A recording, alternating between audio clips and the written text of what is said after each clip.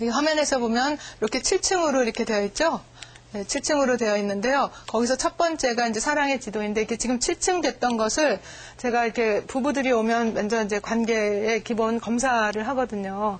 뭐 행복도가 얼마나 되는지, 위기도, 이혼할 위기도가 얼마나 되는지, 그 다음에 행복도가 낮고 위기도가 높다면 어디에서 문제가 있는지 이런 거를 이제 간략하게 검사를 하는 한 10분 정도면 이렇게 다 되는데요. 그 검사지를 봤을 때 이게 실제 부부의 이 검사 결과였는데, 남편 같은 경우에는 이제 2005년 12월에 왔을 때 정말 집이 거의 다 무너지다시피 했어요. 이쪽이 다 빠져 있어요. 서로 사랑이, 제가 한 단계씩 말씀을 드리겠지만 이게 다 빠져 있고, 그 다음에 스트레스는 굉장히 높았죠. 그런데 불과 저한테 딱 첫날 진단받고 2번 더 교육받고 나서 3월 달에 보니까 이렇게 회복이 됐어요. 검사지에. 그리고 스트레스는 0으로 떨어졌고, 아내 같은 경우에는 처음에 왔을 때 검사지에 봤을 때 이렇게 됐었어요. 그리고 사실 그 아내는 자기는 아무 문제 없는데 남편이 문제다. 남편이 집에 오면 대꾸를 안 하고 못 들은 척하고 뭐라고 2마디 3마디 하면 밖으로 휙 나가버리고, 그래서 남편이 분명히 무슨 문제가 있을 것이다. 혹은 청각기관에 뭐 문제가 있거나 발성기관에 문제가 있거나 아니면 심리적인 문제가 있을 것이다. 이제 그렇게 나왔었거든요. 그런데 어쨌든 그분들이 이제 3번 교육받고 석 달 뒤에 봤을 때는 이렇게 다 회복이 되고 스트레스 지수도 1로 떨어지고, 이렇게 이제 우리가 관계가 회복이 되면 아주 행복한, 그리고 정말 행복해져서 이렇게 이제 달라지는데, 그 사랑의 지도라는 건 뭐냐면요. 첫 번째 단계인데요. 관계 기초라고 그래요. 관계 기초. 부부 사이든지 아니면 친구 사이든지 아니면 부모 자녀든지 서로 내면의 세계에 대해서 얼마나 잘 아는가. 인식의 지도라고도 해요. 내 안에 이 사람에 대한 그 인식이, 아는 것이 얼마나 많이 들어가 있는가. 그게 좀 말이 어렵지만 사실 간단해요. 만약에 부부라고 할 때 아내가 남편에 대해서 남편이 가장 좋아하는 친구가 누군지, 가장 싫어하는 사람은 누군지, 요즘 가장 스트레스 받고 있는 건 뭐고, 심지어는 가장, 요새 축구 많이 하는데요. 축구 선수 중에서 가장 좋아하는 선수는 누군지, 가장 재밌게 보는 텔레비 프로그램은 누군지, 아니면 뭐 가장 좋아하는 가수나 노래방 가서 제일 많이 부르는 노래는 뭔지, 이런 거, 그런 거 아는 것이 바로 사랑의 지도예요. 되게 간단하죠? 그죠?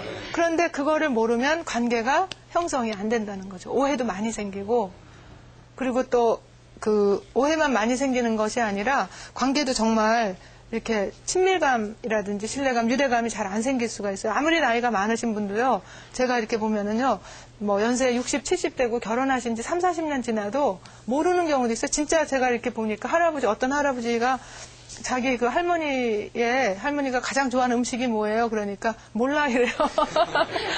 이 사람 아무거나 잘 먹던데 그래요.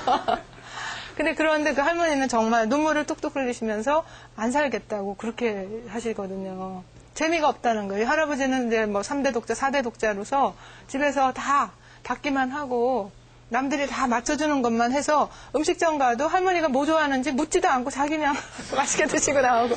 그러니까 할머니께서 40년 사시면서 차곡차곡 자기가 존중 못 받는 것 같고, 남편이 너무 이기적인 것 같고, 너무 화가 나고, 내가 왜 이런 식모살이를 할까 이렇게 생각하면서 이혼하기로 정말 마음을 정하시고 이렇게 저한테 오신 경우가 있거든요.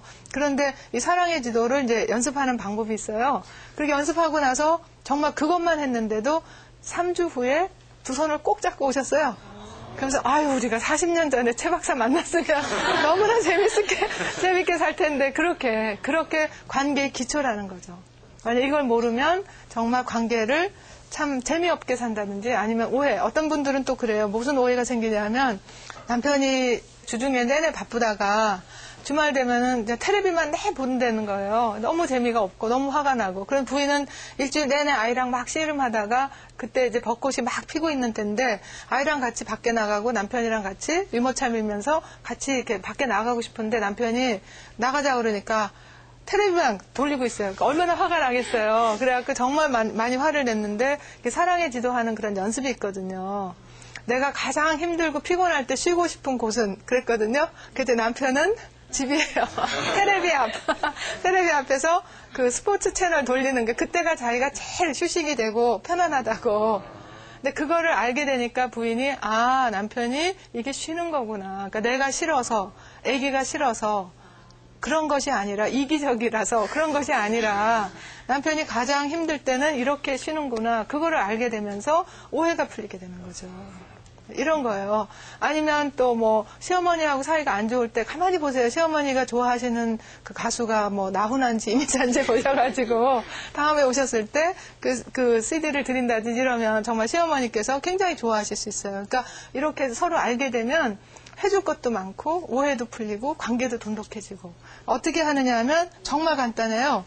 제가 할 때는 이렇게 2단계로 하는데 처음에는 제가 만약에 부부가 오시면 제가 먼저 시작을 하죠. 어색하고 뭐 사이가 안 좋고 별거 소소장 내고 막 이러는 사람한테 갑자기 하게 되면 그래서 제가 이렇게 이제 만약에 이렇게 부부라면 아내가 가장 좋아하는 아내의 가장 친한 친구가 누군지 얘기하실 수 있겠어요? 아세요? 이렇게 하면은 잘 모르겠는데 이래요 보통요. 그러면 혹시 뭐 어디 사는 뭐 누구 엄마 이래도 괜찮고 아니면은 뭐 학교 동창 고등학교 때 친구도 괜찮고 그럼 거기 뭐 목동에 사는 뭐 누구 엄마 이렇게 그러면 벌써 얼굴에 웃음이 띄어요. 그 배우자 내 친구를 아는구나. 또 아내한테 남편이 가장 좋아하는 친구 누군지 아세요? 그러면 뭐 누구 이렇게 얘기하잖아요. 그럼 벌써 그것만 해도 서로가 그러면서 제가 이제 처음에 한 2-3개만 좋아하는 음식이라든지 뭐 그렇게 한 다음에 그 다음에는 서로가 해야지 저하고 친해질 필요 없거든요.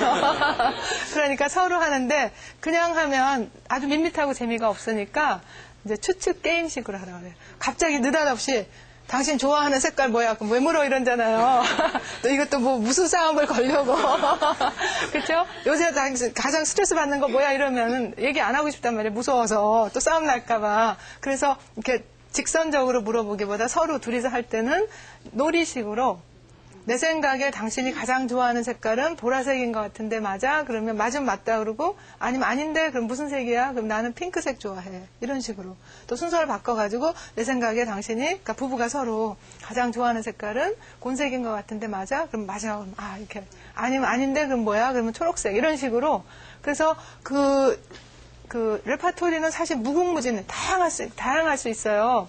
예를 들어서 여기 있는 것처럼 뭐 가장 친한 친구, 가장 좋아하는 사람, 가장 스트레스 받고 있는 일, 가장 두려워하는 거, 가장 어렸을 때 자랑스러웠던 거, 혹은 5년 안에 이루고 싶은 꿈. 뭐 이거 외에도 무궁무진이죠. 가장 사고 싶은 차, 가장 살고 싶은 동네, 가장 좋아하는 꽃, 가장 좋아하는 동물, 가장 좋아하는 벌레? 곤충? 근데 이거는 사실요, 아이들하고 해도 되게 재밌어요. 아이들하고 해도 아이들한테 가장 좋아하는 그 컴퓨터 게임은 뭔가, 가장 좋아하는 가수는 누군지, 가장 좋아하는 선생님은 누군지, 가장 싫어하는 과목은 뭔지, 사실 이런 거 모르면 애들 모르는 거예요. 그리고 맨날 학원 가라, 공부해라, 피아노 쳐라, 이렇게 해봤자 엄마는 날 미워해. 이렇게 생각하죠.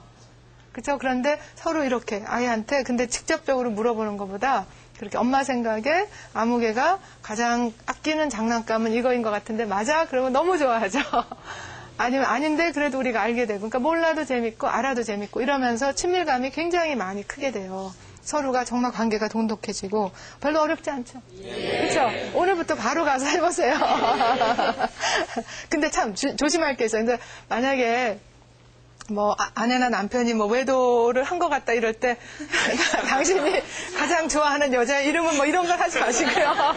그런 거 했다가는 정말 싸움이 나니까 좀 안전한 걸로 당신이 가장 싫어하는 친척은 그럼 당신 어머니 이러면 그러면 정말 또 싸움이 날 수 있잖아요. 그러니까 질문을 할 때는 정말 안전한 거, 뭐 당신이 가장 아끼는 넥타이는, 가장 좋아하는 색깔은 이런 거 정도는 굉장히 재밌게 할 수가 있잖아요. 가장 좋아하는 거 평생 대학, 가장 좋아하는 텔레비 프로그램은 뭐 이런 식으로 그런 거는 안전하니까 그렇게 시작을 하시면 좋고요.